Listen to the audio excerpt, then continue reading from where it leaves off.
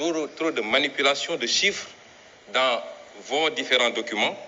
Et ça se traduit aujourd'hui par une situation qui fait que sur l'exercice 2017, nous avons accusé un gap de 161 milliards sur les recettes fiscales. Vous ne le démentirez jamais. Et ce gap-là va vous poursuivre.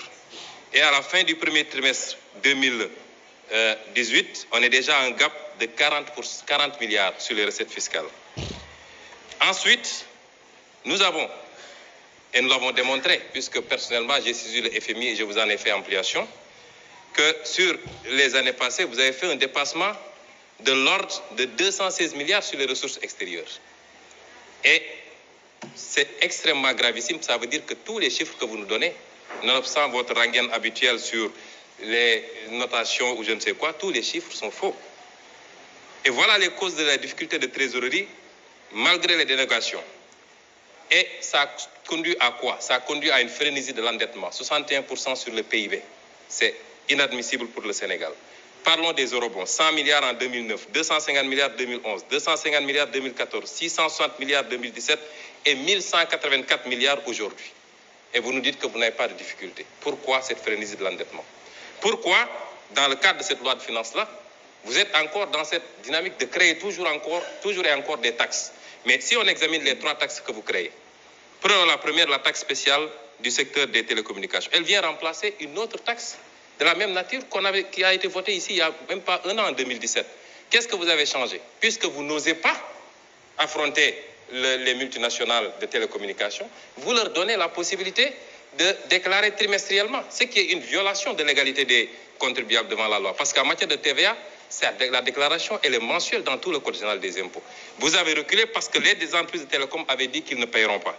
Et vous devez assumer d'avoir annulé la taxe sur les appels entrants. 50 milliards de recettes abandonnées par le président Macky Sall pour respecter une promesse de campagne faite au patronat, particulièrement le patronat français. Le prélèvement sur les compagnies d'assurance. Mais vous mettez une taxe de 1% qui va être encore supportée par le consommateur, alors que vous n'osez pas taxer les forts profits des compagnies d'assurance et les distributions qui sont faites. C'est là où se trouve l'enjeu. Mais vous êtes toujours en train de faire peser la charge sur les mêmes, c'est-à-dire le pauvre contribuable. Enfin, les prélèvements sur les opérations de consignation. Monsieur le ministre, nous savons que ce prélèvement est taillé sur mesure pour la société de droit suisse qui s'appelle Adax Énergie, qui fait l'objet aujourd'hui d'un redressement de 100 milliards fraude fiscale sur ces opérations-là. Et nous suivons de très près l'arbitrage qui est sur votre table, parce que nous savons que cette loi, elle est taillée sur mesure pour cette société.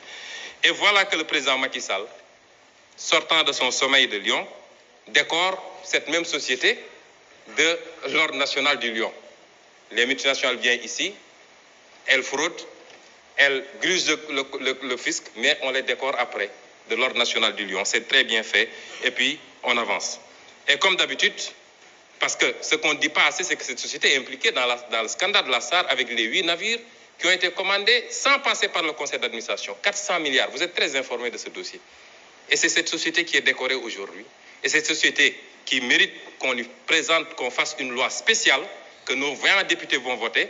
Il y a une plainte aujourd'hui à Londres et une plainte au Sénégal. Notre Assemblée nationale aurait dû s'autosaisir si elle était digne de son nom.